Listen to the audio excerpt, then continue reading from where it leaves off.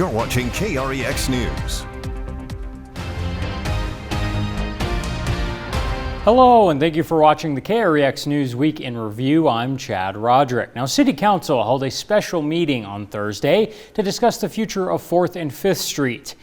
City Council held the meeting to present three options for the future of 4th and 5th Street: convert it to Pilot Project 2.0, revert it to its original state, or convert it into a two-lane one-way road. After a presentation and an hour-long public comment period, Councilmember Ballard made a motion to the council. Motion to direct staff to move forward with the two-lane with bike lane south of Grand and move forward with the 2.0 north of Grand. The motion passed unanimously. And President Trump issued pardons for 1,500 individuals since his term in office, but not for former Mesa County Clerk Tina Peters. Ariana Boss spoke with the district attorney to find out why.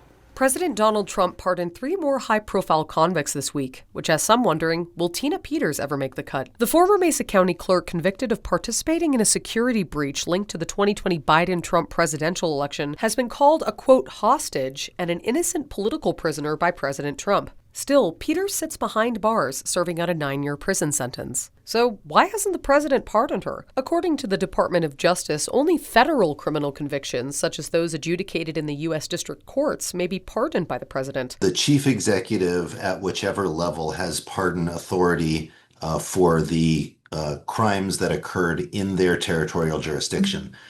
So specifically for Tina Peters, she was tried and convicted in state court, and therefore only Governor Polis would have the authority to commute her sentence or to pardon her. These limitations have not stopped the president from advocating for Peters, having instructed the DOJ in early May to, quote, take all necessary action to secure her release. But what action, if any, can legally be taken? The Department of Justice has the authority to file a statement of interest in any case, just sort of giving the government's position, the federal government's position on things. So is there any hope for a Peters pardon? DA Rubenstein has a few speculations. We've heard threats about withholding federal funding. I know the president has, for example, withheld grant funding to Harvard University. Governor Polis has made it quite clear that he will not be responding to coercion or bribery in any way that he believes that to be some sort of form of extortion. We reached out to Governor Polis's office to find out whether Peters has filed for a pardon in Colorado, but have yet to hear back. Ariana Boss, KREX News. New information: ranchers reporting a fresh wave of livestock attacks in Pitkin County over Memorial Day weekend. This, as a fresh wolf activity map from Colorado Parks and Wildlife shows where the animals are roaming. Now, ranchers say 2 calves were killed and others injured this holiday weekend, including in a midday attack inside a calving field. They believe the Copper Creek pack, relocated to Pitkin County in January, is to blame. The Rocky Mountain Wolf Project says the system is working. The group calls the program a success and warns calls for lethal removal are premature. Now, CPW says it's still investigating, but ranchers are calling for the reintroduction program to be slowed down until stronger protections are in place. And Mesa County Search and Rescue responded to 7 search and rescue calls over Memorial Day weekend from Friday to Monday. One hiker was transported to the hospital via care flight on Friday. On Saturday, a 75-year-old woman fell off a ledge near the Little Dolores Falls. Bystanders, followed by deputies and rangers, performed CPR on scene. However, the woman was pronounced dead on scene. Identification and cause of death were determined by the Mesa County Coroner's Office. And then on Sunday, a climber was transported to the hospital via care flight with an injured leg. Now, the Mesa County Sheriff's Office would like to remind community members and visitors to plan ahead for all outdoor activities. Please plan ahead for the forecasted weather. Bring extra layers for unexpected temperature drops. Pack extra water and food, and always tell someone where you are going and when you expect to return. In other news, the Mesa County Board of Commissioners recently became co-plaintiffs in a lawsuit they say seeks to protect oil and gas jobs and the energy economy here in western Colorado. Ariana Boss has more.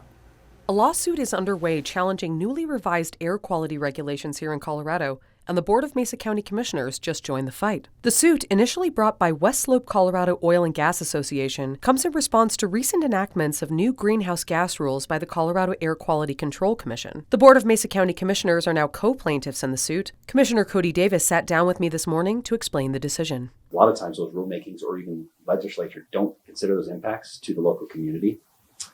They may be well-intended. who doesn't want clean air, clean water, all those things. That's what we're all fighting for. But it doesn't consider the impacts to industry, to the economics locally, to our people who work in those industries, and also to the price of energy as well. The county commissioner's office tells us the new regulations require a conversion to electric power for oil and gas companies who operate pipelines, compressor stations, and other midstream facilities. They say these conversions will have heavy effects on rural areas like Mesa County. We believe they're driving out jobs, driving out good dollars, driving out, and in the end, possibly even increasing or decreasing air quality and water quality. So we just see it as a poorly thought out mission, almost political in nature. There are some think we just need to get rid of oil and gas regardless of the impacts, regardless of the unintended consequences and things like that. So I think at the end of the day, enough's enough. And so we're pushing back. We reached out multiple times to the Air Quality Control Commission, who declined comment on this pending litigation. Ariana Boss, KREX News. And as the JUCO World Series is about to wrap up its last inning, there's been a lot of focus on the games, but how does the baseball tournament affect the local economy? Kyle Kawamoto spoke with local businesses to find out more. We're seeing record ticket sales, record fans in the community, and that's such a great thing to just sustain this amazing tournament that continues to add to the character of the community while also economically impacting us. It's the best time of the year for the Grand Valley, the JUCO World Series. Now, as the tournament is wrapping up, I was able to talk with some of the local businesses here in the Valley, even for the ones who just opened their doors just recently. It's been really fun to see everyone liking the products, and our revenue obviously has increased this week, and it's been great all across the board. The beauty of this tournament is it impacts the entire Grand Valley. Candace tells me for JUCO, the Grand Junction Sports Commission successfully impacted last year's tournament with over 84,000 tickets sold, generating nearly $3.5 million in direct spending and potentially $4.5 million in 1 week, despite not yet having totals for this year. Yeah, we're busier this year than we were last year. I think a lot of that's just exposure, but we'll take it. We'll take any bit of exposure we can get. And so it's a good thing. We've definitely seen an uptick this year over last year. Last weekend especially was definitely higher. I'm here in the downtown area where the downtown businesses are thriving during JUCO week. And as Petula Clark once said, just listen to the music of the traffic in the city. Cooper Hall from The Hog and the Hen explains the best feeling as a business owner, see people from out of town who will put the business on their radar for future visits. When people are like, we've been thinking about this for the whole year. We tried a sandwich last year and we're back for more. Like, that's really cool when people actually put us on their radar. And that does it for the KREX News Week in Review. Be sure to tune back in every Friday for a recap of your weekly headlines.